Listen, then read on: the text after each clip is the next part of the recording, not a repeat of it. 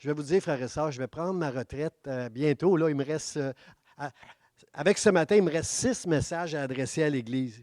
Puis j'aimerais être un peu comme Moïse, c'est-à-dire, je ne suis pas, je suis loin de Moïse, là, mais mon point, c'est que, comme Moïse l'a fait, quand Moïse a su que Josué allait le remplacer, qu'elle n'allait pas traverser, puis qui, qui- qui a adressé le peuple dans le livre du Deutéronome, il a adressé le peuple avec toutes des choses qui comptaient aux yeux de Dieu, mais qui comptaient aussi à ses yeux. Alors moi, je veux vous livrer mon cœur dans les 6 prochains, aujourd'hui, puis les 5 autres dimanches, là, je veux vous livrer mon cœur, je veux vous préparer, je veux vous aider à traverser la vie. Combien sont d'accord avec moi que la vie n'est pas facile et ça ne va pas s'améliorer? Comment on, comment on fait sans Dieu? Comment les hommes font sans Dieu pour traverser la vie qu'on connaît, qui va vraiment aller de pire en pire? Alors, euh, ce monde a besoin des influenceurs, comme on a chanté ce matin. On a besoin d'influencer ce monde. Et ce matin, j'aimerais partager une partie de mon cœur sur un sujet que je trouve très, très, très important. J'ai appelé le titre de mon message La très précieuse sagesse. C'est très précieux, la sagesse, frères et sœurs. La sagesse qui nous vient des Écritures. La sagesse, les Écritures qui nous sont révélées par l'Esprit de Dieu. L'apôtre Paul nous enseigne que c'est par grâce que vous êtes sauvés, par le moyen de la foi. Cela ne vient pas de vous, mais c'est Dieu qui fait un don de la foi, frères et sœurs. Quand tu appartiens à Dieu, quand Dieu te voit et te choisit, et à un moment dans ta vie, il va te toucher pour que tu reçoives la foi. On l'a chanté ce matin. C'est par une révélation du Saint-Esprit qu'on peut connaître Dieu, adorer Dieu. L'homme naturel ne peut pas faire ça. Ça prend une révélation de l'Esprit au travers des Écritures. Et ça commence quand Dieu nous donne la foi. Alors ce matin, si Dieu te touche dans ton cœur, demande à Dieu, Seigneur, sauve-moi. Tu m'as parlé ce matin, tu m'as touché ce matin. Sauve mon âme, Seigneur. Je veux te servir pour toute cette vie jusque dans l'éternité. Quelqu'un peut dire Amen. Seigneur, aide-nous ce matin à entrer dans ce message. Je te rends grâce, Seigneur, pour cette portion de ce message que tu as mis sur mon cœur, Seigneur, enseigné sur la très précieuse sagesse, Seigneur. Je crois que la sagesse commence quand on comprend et on admet qu'on a beaucoup de sagesse à acquérir. Seigneur, je ne considère pas que je suis sage. J'ai cette sagesse que tu nous donnes à partir du moment où on te connaît, où on lit les Écritures, où on apprend chaque jour dans un processus à ressembler à l'image de ton Fils Jésus. Seigneur, on est tellement loin de cette image. Aide-nous, Seigneur. Aide-nous d'avoir juste le désir d'acquérir la sagesse à toi qui donnes, à ceux qui demandent, dans le nom de Jésus. Amen. Amen. Soyez bénis, soyez bénis. Alors, c'est ça. Ce matin, c'est la très précieuse sagesse, frère, ça que je veux enseigner. Pourquoi j'ai mis un S majuscule à la sagesse? Parce que souvent dans la Bible, la sagesse, elle est personnifiée. Dans le livre des Proverbes, à quelques endroits, ça dit « mon fils ». Mon fils, ma fille. Mon fils, il y a un passage que j'aime bien dans le Proverbe 2, ça dit, il y a plein de promesses dans ce passage-là. Ça dit, mon fils, si tu écoutes. Ça, c'est un passage que Moïse va répéter souvent à son peuple. Écoute, Israël. Écoute, sois à l'écoute, Israël. Parce que, frère, venir à l'église juste pour puncher, j'ai été à l'église dimanche matin, ça ne compte pas, frère et soeur. Tu dois être à l'écoute de Dieu. Le dimanche matin, puis le reste de la semaine, toute la journée, tu dois être à l'écoute de Dieu. Quand Paul dit que priez, soyez tout le temps en train de prier, c'est pas que je suis tout le temps en train de prier, mais toute la journée, je suis en communion avec Dieu. Hein? Je suis en auto, je suis en communion avec Dieu. Hein? Quand je vois un petit peu trop vite, j'entends ma femme dans ma tête qui me dit, Pasteur Jean, ralentis, ralentis, là. Je suis toujours avec Dieu toute la journée et Dieu me parle au travers de toute ma journée. Et quand je manque de sagesse, je le sais, je l'admets et je demande l'aide de Dieu pour m'aider à marcher dans cette génération. Et je vais insister souvent là-dessus aujourd'hui parce que la sagesse, frères et sœurs, c'est quelque chose qui n'est pas... C'est quelque chose qui est méprisé dans notre génération. C'est pas quelque chose qu'on élève. Quelqu'un qui est sage, on dit « Ouais! » Il y a eu une époque où on élevait les gens sages. Il y a eu une époque. À l'époque de l'Ecclésiaste, les gens, il y avait pas on n'avait pas la télé pour écouter les nouvelles. Là, les gens se rassemblaient à la porte de la ville pour on écoutait les sages. On les écoutait dans ce temps-là. Aujourd'hui, on n'écoute pas les sages, on n'a pas le temps d'écouter les sages. Ça va trop vite la vie, on n'écoute pas les sages. Mais quand la parole de Dieu, quand la sagesse se personnifie, c'est Jésus qui parle. Là. Quand il dit « Mon fils, si tu écoutes, si tu recherches la sagesse, alors seulement Tu comprendras la crainte. Et la crainte va t'amener dans la connaissance. Et la connaissance que la crainte de Dieu va te donner, ça va être comme un bouclier. Et aussi, la réflexion va veiller sur toi pour te délivrer du mal. Et il finit en disant, tu seras heureux. Est-ce qu'il y en a qui veulent être heureux ici ce matin? La sagesse va te rendre heureux. Pas heureux, ha ha ha. La vie ne sera jamais assez facile pour que tu sois toute la journée en train de faire ha ha ha. La sagesse nous enseigne qu'il y a des bons jours puis il y a des mauvais jours, mais Dieu sera toujours avec toi au travers des jours que tu vas traverser. Ça, c'est la bonne nouvelle, frères et sœurs. Alors, tu vas comprendre, tu vas être heureux, frères et sœurs. L'Ecclésiaste, quand tu lis l'Ecclésiaste, il n'a pas l'air d'un homme vraiment très, très heureux. Il a touché à tout. Lui. Il avait tout et il a touché à tout. Puis, l'affaire, c'est que quand tu es très sage, tu as une vision très, très claire de c'est quoi la vie. Et ça peut t'apporter une certaine tristesse. Moi, j'ai une certaine tristesse de voir des gens marcher des fois avec tous leurs soucis, leurs problèmes. Et je sais comment la vie peut nous abattre. Je sais comment la vie peut vraiment nous rendre malheureux. Mais je rends grâce à Dieu pour nous, que même quand on traverse des moments difficiles, Dieu est toujours avec nous. C'est ça, être heureux, frère et sœurs. Ce n'est pas des ha ha ha. Être heureux, c'est de connaître Dieu, d'avoir la crainte de l'Éternel. Frère et sœurs, lire la Bible, ce n'est pas assez. Lire la Bible avec la crainte de l'Éternel va te donner une sagesse pour avoir de la réflexion et te garder du mal et être heureux. C'est tout ça ensemble, frères et sœurs.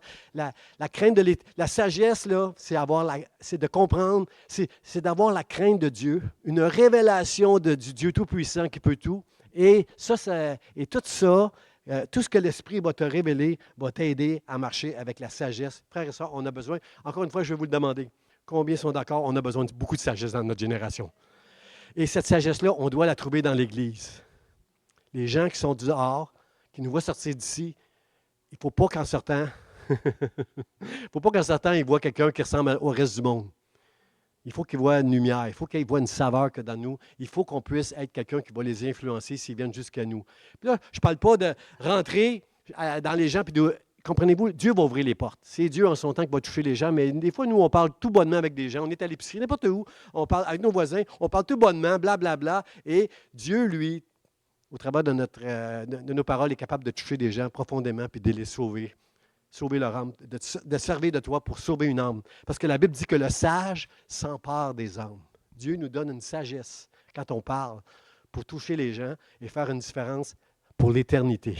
Ce n'est pas toi qui les convaincs, mais Dieu, au travers de toi, va les convaincre et la sagesse a cet esprit-là pour gagner des âmes. Je veux dire merci au Seigneur pour les quelques personnes que j'ai pu influencer. Je veux dire merci Seigneur pour ça.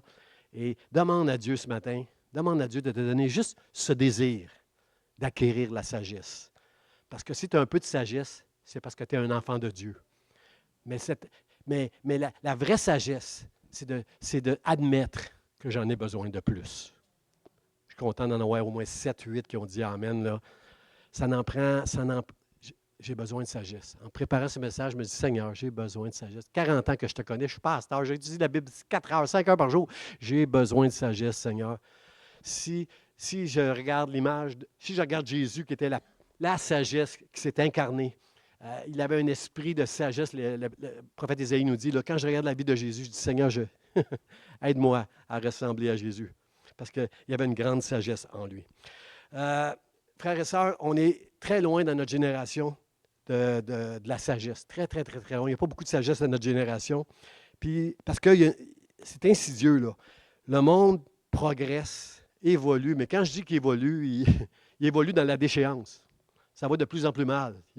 On est témoin de guerre, on est témoin de cataclysmes, on est témoin de terrorisme, toutes sortes de choses. Mais plus que ça, comment je pourrais dire, il manque de sagesse, frère et sœurs, dans notre génération. Puis c'est John Wesley qui disait, ce qu'une génération va tolérer, la génération d'ensuite va l'adopter. Comprenez-vous que c'est insidieux, là? Ce qui nous choquait il n'y a pas longtemps, a fait son chemin, puis aujourd'hui, c'est quelque chose de normal pour les gens autour de nous. Là, c'est normal, certaines choses qui étaient un scandale il y a peut-être une génération. Mais ce qu'on a toléré va finir par être adopté. Et c'est tout là qu'on a besoin d'avoir une grande sagesse là-dedans, nous autres, dans ce monde qui est en train de s'écrouler, d'aller de plus en plus mal. Alors, le texte ce matin qu'on va regarder ensemble, c'est dans Ecclésiaste chapitre 9, le verset 13 à 16, l'Ecclésiaste dit « J'ai aussi vu, sous le soleil, ce trait d'une sagesse qui m'a paru grande. Il y avait une petite ville avec un peu d'hommes dans son sein. Un roi puissant marcha sur elle, l'investit et éleva contre elle de grands forts. Il s'y trouvait un homme pauvre et sage qui sauva la ville par sa sagesse. Et personne ne s'est souvenu de cet homme pauvre.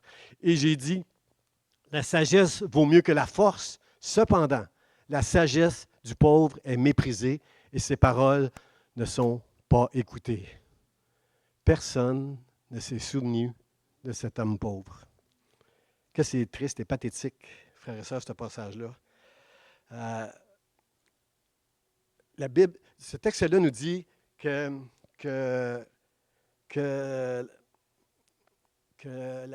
comment je peux dire? J'ai vu sous le soleil ce trait d'une sagesse qui m'a paru grande. Mon premier point, frères et sœurs, je veux parler ce matin de la grandeur de la sagesse. Ça va apparaître à l'écran. Comme ça. Presque comme ça. Mon premier point, c'est ça, c'est la grandeur de la sagesse. Parce que c'est l'Ecclésiaste. C'est l'Ecclésiaste qui dit que la sagesse lui a paru grande.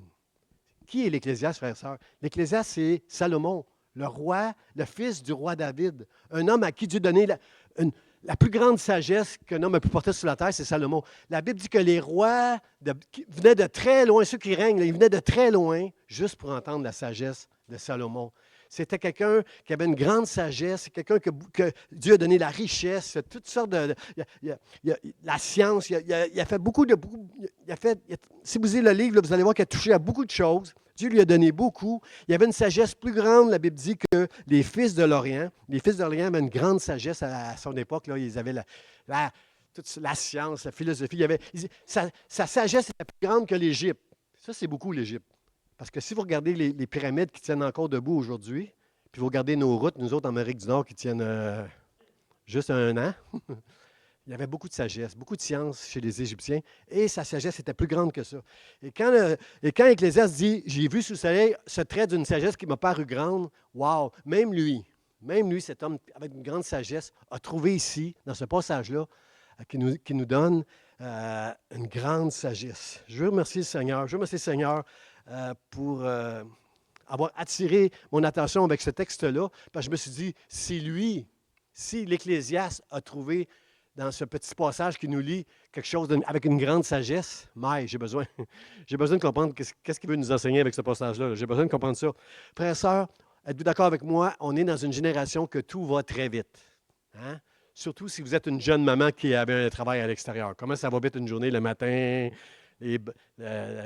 Préparer les lunchs, préparer les enfants pour l'école, aller les reconduire à l'école, aller au travail, ramener du travail, aller chez les enfants. Je sais qu'aujourd'hui, les messieurs aussi font ça, mais comprenez que, surtout les mamans monoparentales, là, c'est très, tout va très vite, frères et sœurs. Ça ne va pas tranquillement, la vie, ça va vite.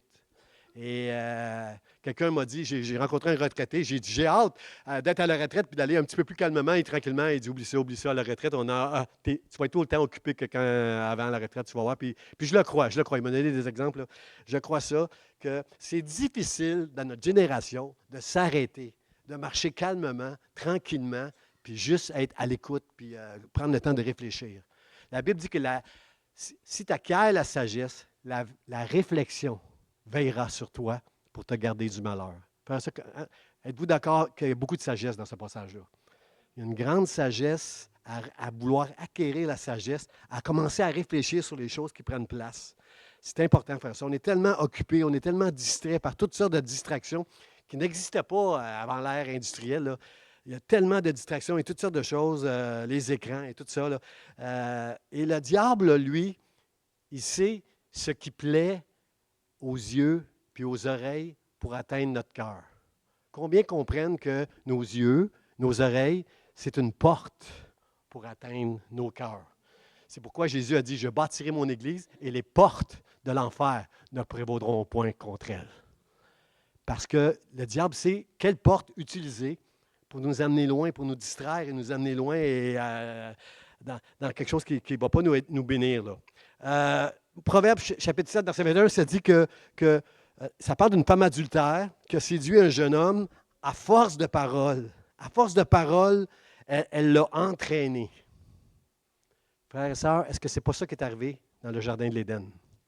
C'est ça qui est arrivé à Adam et Ève. À force de parole, et le fruit qu'elle trouvait beau à ses yeux, agréable peut-être pour manger, comprenez-vous que c'est comme ça que l'ennemi va nous avoir. Il va séduire avec nos oreilles des choses qu'on va entendre. Les faux prédicateurs, les faux prophètes, là, ils sont tellement charismatiques, ils sont tellement bons en utilisant quelques passages de la Bible pour nous amener ailleurs, frères et sœurs. J'ai parlé récemment, il y a quelques semaines, avec quelqu'un qui voulait m'amener ailleurs. J'ai dit, non, la Bible dit de mettre nos yeux sur Jésus-Christ. Elle laisse faire toutes les choses merveilleuses que tu es en train de me parler, là, que tu as vécues. C'est Jésus-Christ, Jésus-Christ seul, frères et sœurs, qui doit être élevé dans nos maisons et par des prédicateurs sur des tribunes. Pas rien d'autre, pas de folie, pas de toutes sortes de choses comme ça. Là. Et c'est toujours un mensonge, c'est toujours une tromperie qui va gagner notre cœur, frères et sœurs. Si le diable arrive à t'éloigner des choses de Dieu, c'est parce qu'au travers d'un mensonge, de quelque chose de très attirant, il t'a attiré. Il a réussi à te séduire. Le mot séduire vient du mot latin, j'ai écrit ça quelque part dans mes notes, là, ça vient du mot latin ducere. Ducere qui veut dire attirer jusqu'à soi. C'est ça que l'ennemi veut faire. Il veut t'attirer il veut capter ton attention, ton intérêt avec quelque chose qui va t'attirer vers cette chose-là pour t'éloigner de Dieu. Combien veulent dire au Seigneur ce matin, Dieu, donne-moi la sagesse. Donne-moi ce désir d'acquérir la sagesse pour ne pas me laisser entraîner dans ce monde. Tout va très vite et moi aussi, Seigneur, je prie dans un tourbillon. Combien sont d'accord avec moi qu'on devrait prier, on devrait avoir le temps de prier plus? Hein? Est-ce qu'on est assez honnête pour admettre que des fois, on néglige la prière parce qu'on a tellement de choses à faire? Hein? Moi, je suis pasteur, je suis le premier à l'admettre là, que je voudrais prier plus, mais il y a tellement, tellement à faire dans l'œuvre que des fois, je dis à Dieu, Seigneur, j'aimerais ça prendre plus de temps avec toi. J'en prends tous les jours du temps, mais je voudrais en prendre plus. Puis on vit dans un monde qui va très, très vite. Seigneur, aide-moi à garder ma communion avec toi. Au travers de toutes les tâches que je dois faire, les enfants, le travail, ça, Seigneur, je veux garder ma communion avec toi. Je ne voudrais pas entendre un jour que tu me dises, je ne te connais pas. Je ne t'ai jamais connu. On n'a jamais eu de communion. Tout ce que tu as fait, on n'a jamais eu de communion ensemble. Je ne veux pas entendre ça un jour. Mais je veux entendre, bon et fidèle serviteur, entre dans la joie de ton maître. Ça, je vais entendre ça quand je vais être dans sa présence. Alors, Seigneur, garde-nous, aide-nous, Seigneur, à avoir cette sagesse qui va nous aider. La sagesse, frère et sœur, avec la réflexion, va t'aider à avoir du discernement, à discerner ce qui est vrai et ce qui est faux, ce qui est un mensonge, ce qui est une tromperie. C'est la sagesse qui va t'aider à avoir ce discernement-là. Et c'est le Saint-Esprit qui va t'aider quand tu lis les Écritures, qui va se révéler à toi pour que tu ne te fasses pas gagner au travers de tout ça. Jésus a dit à une époque où il n'y a pas grand monde qui l'écoutait à part ses disciples, Jésus dit, « Mes brebis à moi, ils entendent ma voix et elles me suivent. » Si vous êtes ici ce matin, j'espère que c'est parce que vous suivez Jésus-Christ. Vous avez entendu la voix de Jésus-Christ et vous avez persévéré à vouloir suivre Jésus. Et c'est important, frère et sœur. Ils entendent ma voix. Frère et sœur, combien sont d'accord avec moi? Il y a beaucoup de voix qui s'élèvent dans notre génération. Hein? TikTok, Facebook, Instagram, il y en a partout, là. Je ne prends pas toutes les nommer, là. J'aurais fallu que je les écrive, j'aurais une page. On est tellement sollicité à gauche et à droite de toutes sortes de manières, frères et sœurs. Il y a beaucoup de voix qui s'élèvent, mais moi, je veux entendre la voix de mon berger. Je veux entendre la voix de Jésus, qui est toujours sage, qui va me sortir des pièges qu'il y a dans ce monde, des pièges créés par quelqu'un qui est très, très bon, un roi puissant, qui est capable de nous entraîner très, très loin de Dieu avec toutes sortes de choses. Dans Ecclésiaste, chapitre 10, verset 1, j'aime bien ce passage-là parce qu'il adresse l'Église. C'est pas des gens qui ne fréquentent pas l'Église, qui ne sont pas des chrétiens. C'est pas eux qui lisent la Bible. C'est qui lit la Bible, frère? Ça, c'est nous autres, les chrétiens, là. Regardez ce que nous dit Ecclésiaste au chapitre 10, verset 1. Il dit, « Les mouches mortes infectent et font fermenter l'huile du parfumeur. » Un peu, quelqu'un dit un peu. Un peu de folie va l'emporter sur la sagesse. Juste un peu de folie, frères et sœurs. Frères et sœurs, c'est là que je veux vous mettre en garde. Je veux me mettre en garde, moi. Je veux vous mettre en garde, frères et sœurs, que juste un peu de folie. Juste prêter ton attention à quelque chose qui n'est pas vrai, qui capte ton attention. Ton cœur est touché. Cette chose-là a su capter ton attention. Fais attention. Fais attention pour marcher avec une moralité intact. On vit dans une génération où il y a beaucoup d'immoralité, frères et sœurs. Fais attention de te garder dans cette génération. Pas obligé de dire Amen, là, mais dans ton cœur, là, dis un grand Amen à Dieu, de faire attention. On a des mœurs très libérales aujourd'hui. Ce n'est pas pour les enfants de Dieu, ça. Dieu te parle ce matin de faire, juste de te garder, parce que juste un peu de folie, là. Ah, pasteur, j'ai fait ça une fois, là, cette niaiserie-là, là. Juste un peu de folie va t'entraîner loin de Dieu. Si une mouche, dans une autre traduction, j'ai lu que juste une petite mouche qui est morte dans un parfum d'une grande valeur va ruiner le parfum. Fini. Jette-les ton parfum, tu ne peux pas le vendre, là. Hey, ça coûte cher des parfums. Moi, je suis content. Mon fils m'a acheté un parfum, pas mon fils, le fils de ma soeur Louise, le Sébastien, m'a acheté un parfum, là, j'avais peut-être 20 ans, et je porte le même parfum depuis 20 ans. C'est un parfum qui va bien avec moi, il est bon marché, il coûte pas cher. Quand je vais l'acheter, le parfumeur essaie toujours de m'en vendre un plus cher. Il dit, il faut payer le prix des fois. Je dis, oui, mais c'est lui, il me va bien. Là. Moi, je ne le sens pas, mon parfum, mais les gens qui sentent mon parfum, ils me disent, ça sent bon ton parfum, il me convient bien. Alors, mais un parfum de valeur, tu ne veux pas acheter ça puis le jeter parce qu'il ne sent pas bon, là. Mais c'est juste une mouche dans le parfum du parfumeur, là, qui fait fermenter l'huile du parfumeur, puis va ruiner le parfum. Frères et sœurs, je veux être pas sévère, mais je veux être très, très sérieux ce matin avec un sujet comme ça. Je l'appelle la très précieuse sagesse, parce que la très précieuse sagesse, c'est Jésus-Christ à l'intérieur de toi. Si tu as Jésus, tu as de la sagesse. Mais sache qu'il y a un roi puissant qui veut investir, qui va tout le temps investir l'Église et chacun de nous qui avons reçu la foi pour nous mettre un peu de folie en nous. Et moi, je trouve qu'il y a beaucoup de folie dans ce monde, frères et sœurs. Puis c'est pas vrai que tu vas me dire, « Oh, moi, pasteur, je viens à l'Église, moi, je suis un chrétien, moi, je ne suis pas affecté par la folie. » Si Paul, il y a 2000 ans, nous disait, ne vous conformez pas au siècle présent, combien encore plus aujourd'hui on a besoin d'entendre ce passage-là pour dire, hé, attention, je dois être sur mes gardes, il y a tellement de pièges aujourd'hui qui n'existaient pas avant. Seigneur, garde-moi sage afin que je ne me conforme pas à la génération précédente qui a toléré des choses, puis à cette génération qui les a adoptées. Moi, je veux marcher avec toi, avec la sagesse des Écritures. Aide-moi, Seigneur, à marcher avec cette sagesse-là dans le nom de Jésus pour ta gloire. Aide-moi. Jésus a dit, je suis le chemin, la vérité et la vie.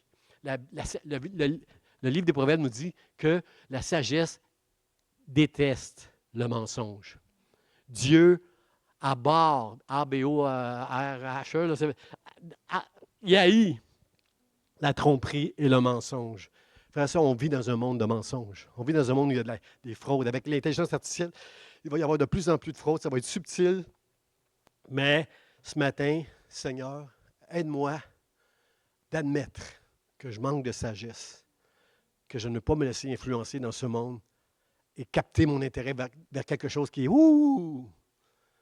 Parce que les plus dangereux prédicateurs, c'est ceux qui vous amènent avec le poil qui lève « ouh », quelque chose de nouveau, de merveilleux, d'étrange.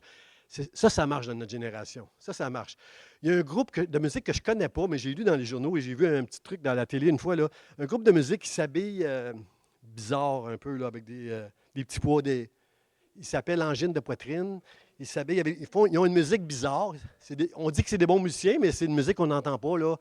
Mais savez-vous pourquoi ils pognent? On va dire, je vais parler comme au Québec. Ils pognent, ça marche leur affaire. Ils ont beaucoup de succès, des millions de vues sur Internet que j'ai lues.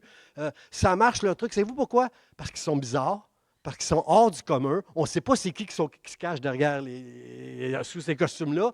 Ça pogne, ça marche, c'est excitant, ça fonctionne, frères et sœurs. Mais ces choses-là ne peuvent pas fonctionner sur une tribune, frères et sœurs. On ne peut pas utiliser la tribune de Dieu pour prêcher des choses qui vont être intéressantes, qui vont être excitantes pour les gens, mais juste pour...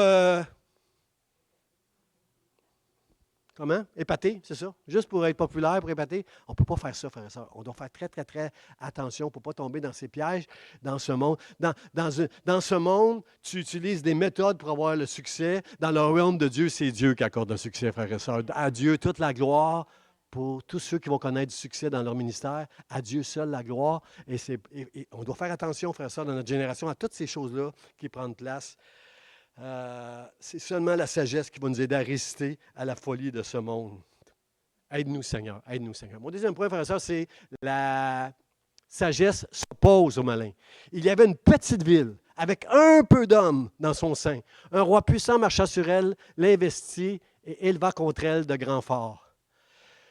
Quand j'ai lu ça, je n'ai pas pu faire autrement dans mon cœur que de faire un rapprochement avec la petite ville puis nos églises, frères et sœurs. Beaucoup sont appelés, peu d'élus.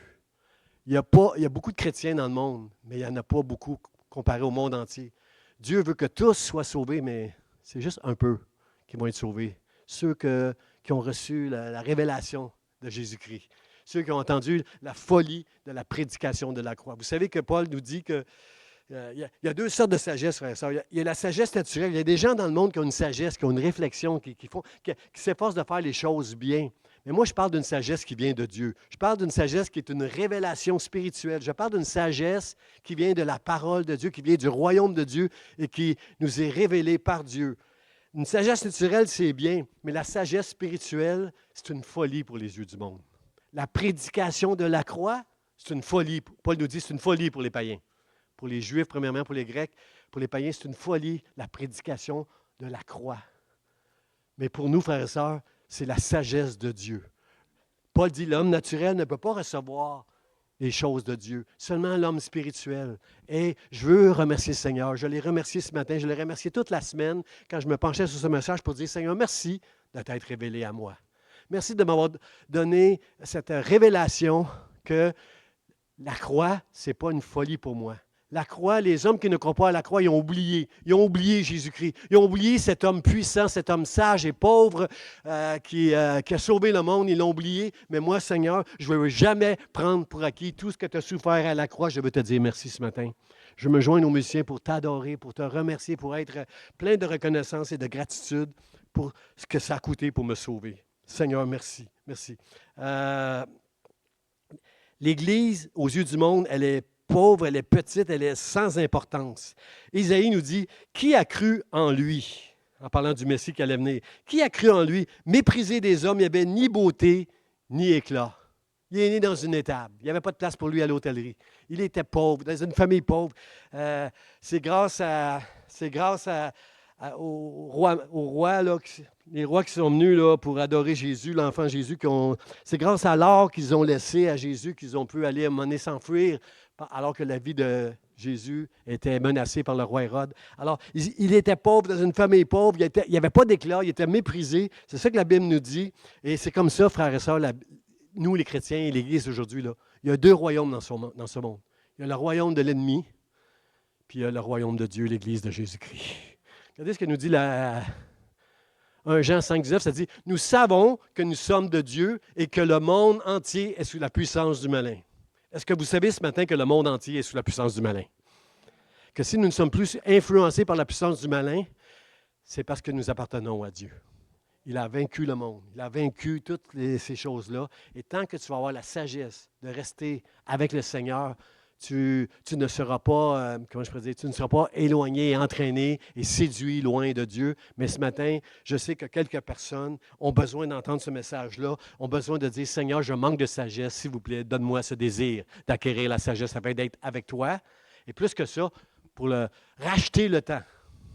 L'apôtre Paul dit, rachetez le temps, soyez sages, marchez avec circonspection. Circonspection, ça veut dire avec sagesse, avec retenue, avec prudence. Soyons prudents, frères et sœurs, dans cette génération-là, dans cette génération présente, pour marcher avec Dieu, puis rester fidèles à Dieu jusqu'à la fin, pour l'éternité. Amen. C'est une grâce que de marcher avec Dieu, c'est une grâce de pouvoir le servir. Je veux dire merci, Seigneur. Une chose qui est importante, frères et sœurs, Dieu est souverain. Rien ne lui échappe. Ça, c'est important qu'on comprenne ça parce que ça va être de plus en plus difficile, frères et sœurs, dans les jours à venir. Dieu est souverain parce qu'il y a un texte qui dit, je l'ai déjà cité quelques fois, là, il n'y a pas un passereau, il n'y a pas un moineau qui tombe du ciel sans la volonté de Dieu. Pas sûr que vous l'avez compris, ce passage-là. Je vais le répéter à l'autre bord. Il n'y a pas un petit moineau qui va tomber sans la volonté de Dieu. Les autres ont compris. Frères et sœurs, c'est important, quand on est très éprouvé, de comprendre que Dieu, même si on ne l'entend pas, même si on ne le voit pas, et même si on ne le sent pas, qu'il est totalement souverain sur tout ce qui prend place autour de nous. Ça, c'est important. Parce que mon prochain point, ça va être difficile à entendre. J'observe. Au-delà de tout ce qui prend place sur la terre, les guerres, les tremblements de terre, les famines, tout ce qui prend place en ce moment, là, les virus qui courent à gauche et à droite, là, que la Bible appelle la peste, là, tout ça, au-delà de tout ça, frères et sœurs, moi, j'observe depuis quelque temps, quand je dis quelque temps, depuis au moins un an, là, j'observe que nous, les chrétiens juste de cette Église, là, les chrétiens que je connais et les chrétiens de cette Église-là, j'observe depuis quelque temps, plusieurs mois, que les chrétiens un grand nombre de chrétiens sont très éprouvés dans leur maison, personnellement, dans leur maison, avec le conjoint, avec les enfants. Il y a beaucoup, beaucoup d'épreuves, frères et sœurs, plus dures qu'avant. Avant, là, il me semble qu'il y avait moins d'épreuves. J'observe, je passe beaucoup de temps quand je me réveille la nuit. C'est long des fois à me rendormir. Parce que je pense à beaucoup de personnes qui passent des moments difficiles. Encore ce matin, il y a quelqu'un qui me parlait dans sa famille de quelqu'un qui vient d'avoir un diagnostic de cancer. Je vais écrire à l'équipe de prière là, pour ça, mais comprenez-vous, frères et sœurs, qu'on est dans une génération où même l'Église, elle est beaucoup éprouvée. C'est important de comprendre que Dieu est souverain, frères et sœurs. Parce que moi, je crois qu'il s'en vient quelque chose de très, très gros. Je le dis avant la COVID, je le disais, puis ce n'était pas la COVID là, qui était la chose. Il y a quelque chose de gros qui s'en vient frapper le monde, frères et sœurs. Et moi, je crois que Dieu, en permettant des épreuves dans nos vies et en restant souverain dans tout ce qu'on traverse, je crois que Dieu est en train de nous préparer à résister et à tenir bon et à persévérer au travers d'un monde qui va aller très, très mal bientôt. Il y a quelque chose de gros qui s'en vient, frères et sœurs, parce que moi, je l'observe en tant que pasteur, que beaucoup de chrétiens sont éprouvés. Et puis, je vais vous dire quelque chose. Paul nous enseigne dans la Bible, inspiré par le Saint-Esprit, que Dieu ne permettra pas qu'il y ait des épreuves au-delà de nos forces. Si vous êtes comme moi, quand on traverse des épreuves difficiles, c'est toujours au-delà de nos forces, on dirait. Hein? Moi, je pleure. Moi, je pleure. Dans mon bureau, je pleure comme un bébé là, quand je traverse des épreuves difficiles. Là. Seigneur, Seigneur, c'est jamais facile des épreuves. Mais si tu traverses des épreuves difficiles, c'est parce que tu as une grande foi. Parce que tu sais que Dieu y est avec toi. La gloire ne va pas à toi. C'est une grâce de Dieu quand tu traverses des épreuves difficiles en t'appuyant sur Dieu est souverain. Ce qu'il permet. Il n'y a rien qui est permis sans sa volonté quelque part. Et si Dieu le permet, il est avec moi. Je vais vous dire quelque chose, frère, ça, c'est jamais facile de traverser des épreuves, mais Dieu va te donner le courage. Il va donner la force. Le psaume 10 nous dit que l'ennemi, le méchant, il est aux aguets. Il fait des embuscades, il rentre là, pour poursuivre les personnes, les malheureux. Frères et sœurs, nous, on n'est pas des malheureux. Nous, quand on traverse une épreuve, on n'est pas des malheureux. On est des enfants de Dieu. Ils traversent des jours difficiles, des jours de malheur, mais Dieu va être avec nous, frères et sœurs. Dieu va nous garder. Puis j'étais content d'entendre ça la semaine passée de Pasteur Michael, parce que c'était aussi sur mon cœur. Merci Seigneur pour ça. Parce que c'est ça qui va prendre place de plus en plus, frères et sœurs. Et la Bible nous dit que la sagesse, elle est patiente. Et tantôt, je disais que mon fils, si tu acquiers la sagesse, tu vas comprendre la crainte de l'Éternel, tu vas avoir une connaissance. Et la parole de Dieu, la sagesse que Dieu va te donner au travers de la connaissance, va être pour toi comme un bouclier. Moi, j'aime faire cette prière. Je prie souvent ça avec des gens qui traversent des moments difficiles. Seigneur, accorde-lui entoure-le de ta grâce comme un bouclier. Ça vient d'un psaume de David. Là. Entoure cette personne qui traverse des moments difficiles. Entoure-la de ta grâce. Que ta grâce soit comme un bouclier pour elle, qu'elle n'oublie jamais que tu seras toujours avec elle. Si tu es un enfant de Dieu, Dieu sera toujours avec toi. Ce que tu veux dire à quelqu'un à côté de toi, Dieu va être toujours avec toi. Dieu sera toujours avec toi. Dis ça à quelqu'un à côté, là, Dieu va être avec toi. Ça, c'est important, frère et sœurs, de le comprendre. Petite ville avec peu d'hommes, un roi puissant marcha sur elle et l'éleva contre elle de grands forts. Le diable est fort, frère et sœurs. C'est un séducteur. C'est lui, ce monde entier est sous la puissance du malin, mais il a été vaincu à la croix. Et tant que tu regardes les choses du ciel, frère et sœurs, au lieu de regarder les choses qui t'entourent, ça va donner la force et la grâce pour que la sagesse te serve de bouclier dans le nom de Jésus, pour sa gloire. Mon dernier point, frères et sœurs, c'est la sagesse n'est pas considérée. Combien sont d'accord avec ça? Il s'y trouvait un homme pauvre et sage qui sauva la ville par sa sagesse. Et personne ne s'est souvenu de cet homme pauvre. Et j'ai dit, la sagesse vaut mieux que la force. Cependant, la sagesse du pauvre, elle est méprisée. Et ses paroles ne sont pas écoutées. Comprenez-vous, frères et sœurs, que la sagesse, ce n'est pas quelque chose d'excitant pour les gens, ce n'est pas populaire.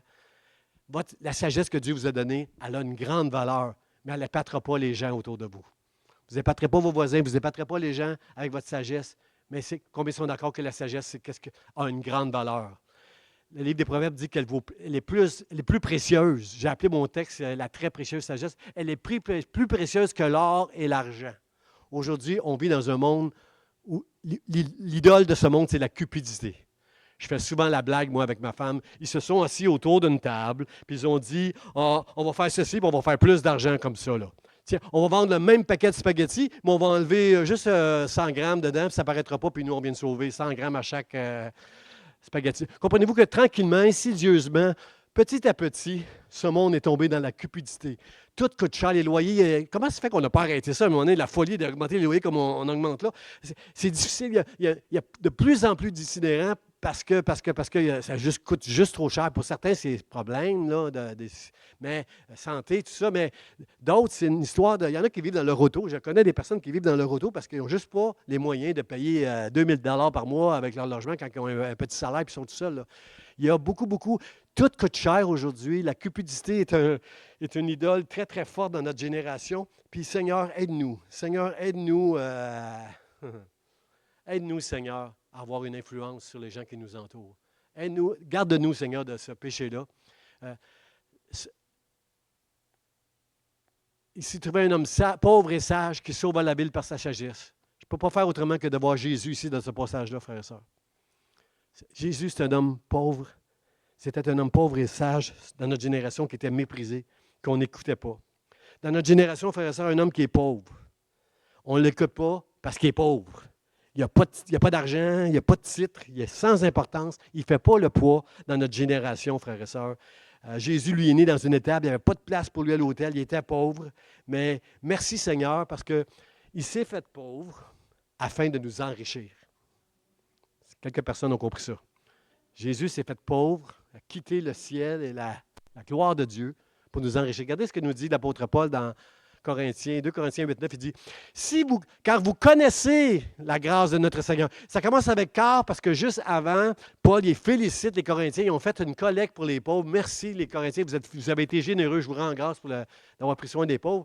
Puis là, il dit, car vous connaissez la grâce de notre Seigneur Jésus-Christ qui pour vous, chacun de nous, il s'est fait pauvre, de riche qu'il était dans le ciel, là, afin que par sa pauvreté, vous fussiez enrichis.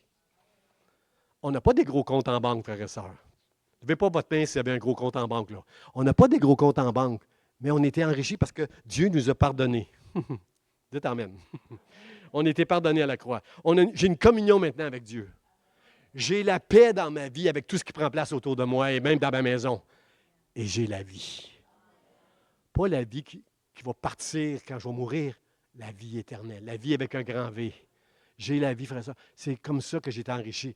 Mes yeux ne sont pas sur les choses. Je ne veux pas m'asseoir autour d'une table avec des hommes d'affaires pour faire plus d'argent. Moi, je veux être assis à la table de Jésus-Christ. Seigneur, aide-moi à regarder vers le ciel. Puis garder cette sagesse que tu as mis en moi au travers de l'Évangile. Aide-moi, Seigneur. Aide-moi, Seigneur, de marcher avec toi, Seigneur, dans ces choses-là. Garde-moi des pièges de ce monde. Seigneur, merci. Merci. J'aime l'apôtre Paul.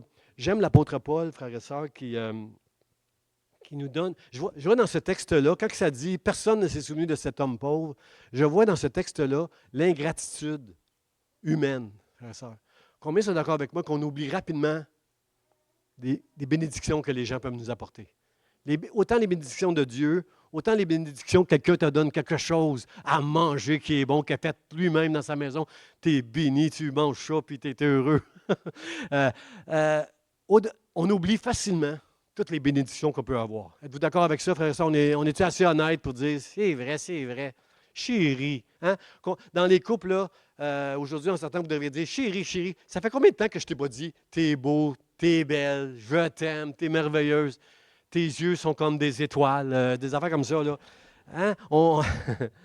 On oublie, on prend pour acquis les bénédictions de la vie. Chérie, tes yeux sont. Quelle est ma chérie, là? Tes yeux sont comme des étoiles. Ouais, ouais, là, là. Tes yeux sont comme des étoiles. T'es belle. Gloire à toi, Dieu. Une des choses que j'ai hâte de faire à ma retraite, c'est prendre soin de ma femme. Elle a pris soin de moi et de ma maison toutes les années que j'ai. 40 ans dans le ministère à servir le Seigneur. Jamais assez plein de moi. Des fois, mais petit, là, petit. Des fois parce que je le méritais. C'est juste ça. Je le méritais. Hein? Dites amen, les femmes. Là. Vous savez ce que je dis. Là. Et j'ai hâte de prendre ma retraite parce que je lui ai dit à elle, j'aurais peut-être pas dû lui dire parce qu'elle va me le rappeler, mais je lui ai dit, Dieu, 40 ans qu'elle me suit, c'est à mon tour. Maintenant, je dois prendre soin d'elle.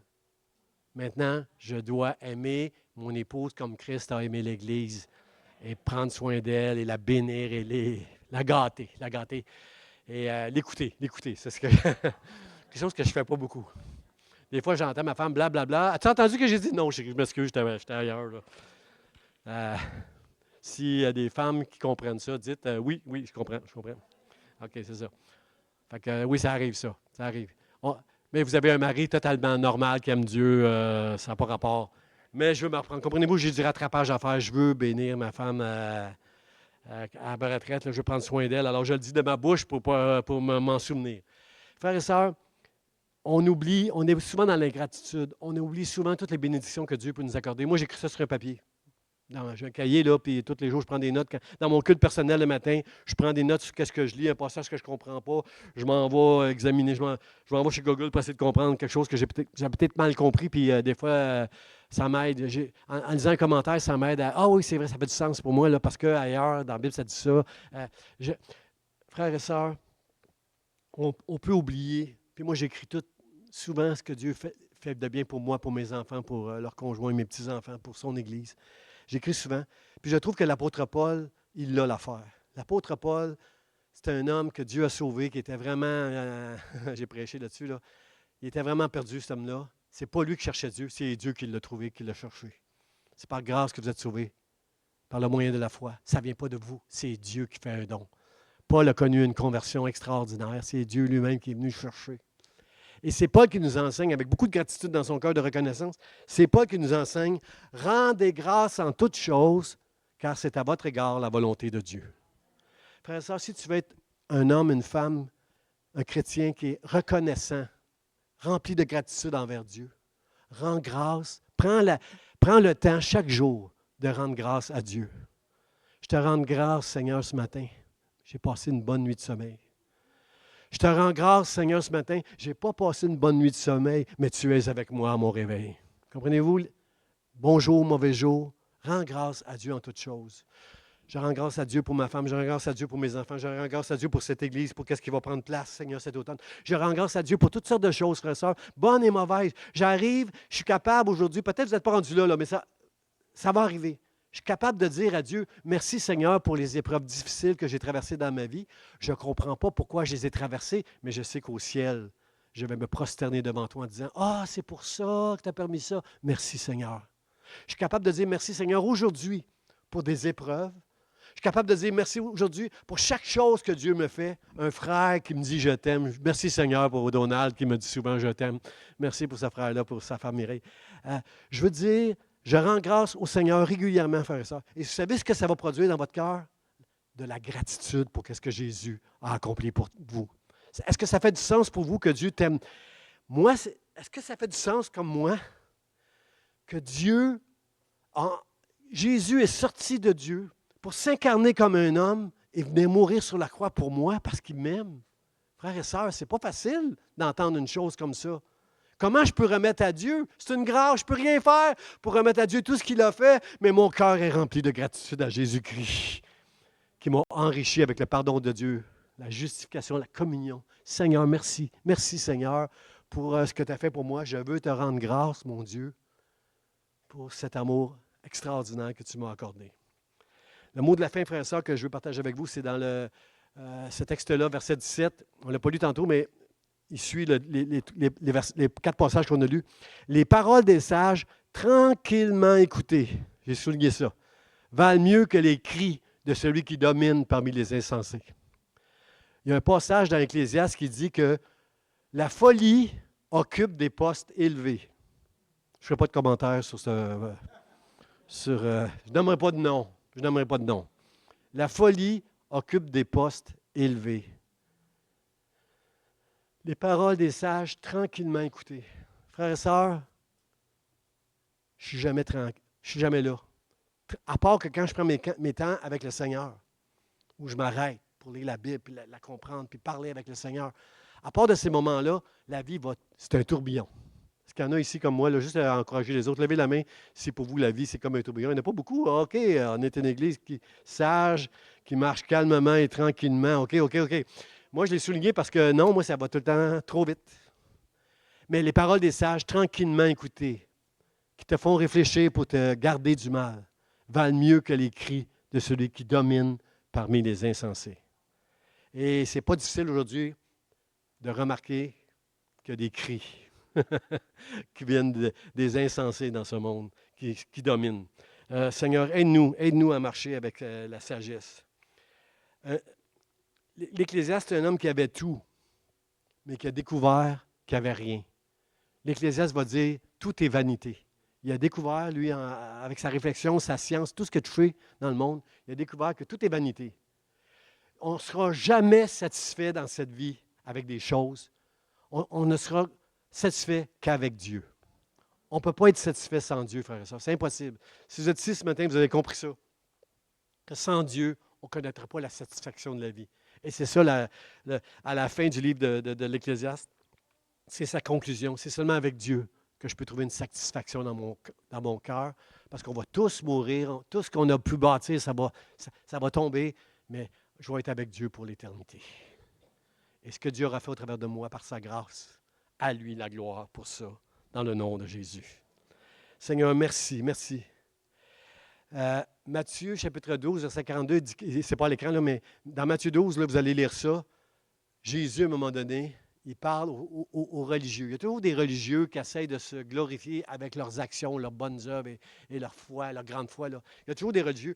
Puis les religieux méprisaient la sagesse qui était en Jésus-Christ.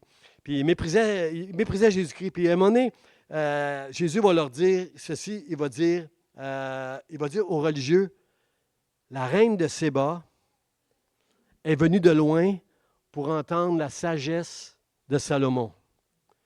Et la reine de Séba qui est venue de loin, qui a entendu la sagesse de Salomon, qui est repartie avec dans son cœur quelque chose qu'elle avait. Elle a dit, la sagesse de Salomon, là, ce que j'ai entendu de sa bouche, là, c'est encore plus grand que tout ce que j'avais pu imaginer. Frères et sœurs, Jésus va dire, au jour du jugement, combien croient que le jour du jugement, c'est bientôt? On approche le jour du jugement, frères et sœurs. Je ne vois pas ce monde continuer d'aller si vite dans le mal, durer encore 100 ans. Là. Ça ne fait pas de sens. Le jour du jugement s'en vient. Jésus est en train de dire aux pharisiens qui fréquentent le temple, qui se croient justes, il est en train de leur dire, écoutez-moi bien, là, la reine de Séba, au jour du jugement, elle va se lever et elle va condamner cette génération parce qu'il a manqué de sagesse. Frères et sœurs, Jésus va ajouter une chose en parlant de lui-même. Il va dire, ici, il y a plus que Salomon. En parlant de Jésus, le Fils de Dieu, qui était méprisé, qui n'était pas écouté, que juste quelques-uns suivaient, puis qui ont tout abandonné quand ils étaient à la croix. Frères et sœurs, combien sont d'accord avec moi qu'on a besoin de la sagesse?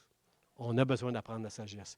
Je vais inviter les musiciens, on va refaire le dernier chant qu'on a fait, là, qui parle de sagesse. Je vous invite à venir terminer. On va terminer avec un chant. Il y a plus qu'ici. Il y a plus que ça. Il y a plus que Salomon aussi. Puis, frères et sœurs, ce qui est important ce matin pour chacun de nous, si on reconnaît qu'il y a beaucoup de folie dans ce monde, si on reconnaît qu'il n'y a pas beaucoup de sagesse dans ce monde, on a besoin de demander à Dieu, Seigneur, accorde-moi juste un désir dans mon cœur d'acquérir la sagesse. Est-ce que ça fait du sens pour vous, frères et sœurs? Juste de moi le désir d'acquérir. Parce que Salomon avait une grande sagesse. David aussi avait de la sagesse, frère. J'aime David, un homme selon le cœur de Dieu, avec tous les péchés de fou qu'il a fait, là. Je ne sais pas si j'aurais réussi à me pardonner, moi, avec les péchés que David a fait. Ça aurait brisé ma vie. Mais David, c'était un grand théologien qui comprenait la grâce de Dieu. David va dire dans le psaume 51, quand il se repent de son péché qu'il a fait, il va dire, qu'est-ce qu'il dit, David? Qu'est-ce qu'il dit? Il dit. Je l'ai mis dans mes notes. Il va dire, je voyais de mémoire, il va dire, tu veux que la vérité soit au fond de mon cœur. Combien sont d'accord avec moi que Dieu veut que la vérité soit au fond de notre cœur? Tu veux que la vérité soit au fond de mon cœur. Alors, sa prière à David, après avoir péché. Après avoir péché, David a compris que la folie l'a amené vers le péché. La convoitise de ses yeux l'a amené dans un péché. Une chose qu'il désirait, puis il est le roi, lui, il peut tout se permettre, là. Alors, il est tombé dans un péché. Puis il a souffert de ce péché-là. Puis il a pleuré, il a crié à Dieu pour connaître la grâce de Dieu et le pardon de Dieu. Puis il dit, avec un esprit brisé, il a dit à Dieu, Seigneur, tu veux que la vérité soit au fond de mon cœur. Le premier commandement, je le connais, tu aimeras Dieu de tout ton cœur. Je sais que ce commandement est important parce que si je t'aime de tout mon cœur, je ne laisserai jamais aucune autre idole, ni la cupidité, ni la convoitise, entrer dans mon cœur et me faire pécher contre toi. Ça, je le sais. Mais il va ajouter une phrase que j'ai essayé de vous prêcher ce matin. Il a dit, Seigneur, tu veux que la vérité soit au fond de mon cœur? Fais pénétrer la sagesse au-dedans de moi. Fais entrer ta sagesse au-dedans de moi. Comme ça, je vais haïr le mal comme toi. Je ne laisserai pas les tentations remplir mon cœur et me distraire et m'éloigner et m'entraîner et me séduire. Seigneur, je sais que ta sagesse va me donner une réflexion qui va me garder du mal et qui va me permettre de te servir jusqu'à mes dernières retraites ou pas, je reste ton serviteur jusqu'à la fin de mes jours. Aussi longtemps que tu vas me donner la santé, le souffle, Seigneur, je veux te servir et je veux t'adorer. Alors ce matin, je vous invite à vous lever, frères et sœurs. On va terminer cette réunion avec nos musiciens, avec le dernier chant qu'on a fait. J'aimerais, si vous ne connaissez pas Dieu dans cette église, s'il vous plaît, faites cette prière. Faites cette prière. Seigneur, sauve-moi. Touche mon âme. Le salut, ça vient de toi. Ce n'est pas moi dans l'église qui va être sauvé. C'est toi, Seigneur, qui nous fait le don de la foi, par le moyen de la foi qui nous sauve. Demandez à Dieu de vous sauver. Et tous ceux qui se considèrent comme un chrétien ce matin, alors qu'on va chanter ce chant-là, j'aimerais que vous puissiez adorer le Seigneur, mais que vous ayez aussi avec vous, avant de sortir, cette prière, Seigneur, donne-moi ce désir dans cette génération d'acquérir la sagesse, qui va m'apprendre la crainte de l'Éternel et qui va me donner la connaissance qui est liée à la sagesse et à la crainte, la connaissance de marcher avec toi et d'éviter les pièges de ce monde qui pourrait me briser, moi et ma maison. Et si dans ta maison, frères et sœurs, tu as des enfants qui ne marchent pas avec le Seigneur, je veux t'encourager ce matin parce que Dieu a fait une promesse. Moi et ma maison, nous servirons l'Éternel. Est-ce que tu peux déclarer ce matin de ta bouche, moi et ma maison, nous servirons l'Éternel et laisser Dieu en son temps toucher tes enfants? Mais parfois, on peut éloigner nos enfants avec un manque de sagesse. Ce matin, demande à Dieu de te donner la sagesse pour avoir une influence sur les gens autour de toi, dans le nom de Jésus, pour sa gloire. Amen. Amen. Est-ce qu'on peut acclamer le Seigneur, frères et sœurs? Merci, Seigneur, pour la sagesse. Donne-moi la sagesse, Seigneur. La sagesse, c'est d'admettre qu'on n'en a pas assez. Aide-nous, Seigneur.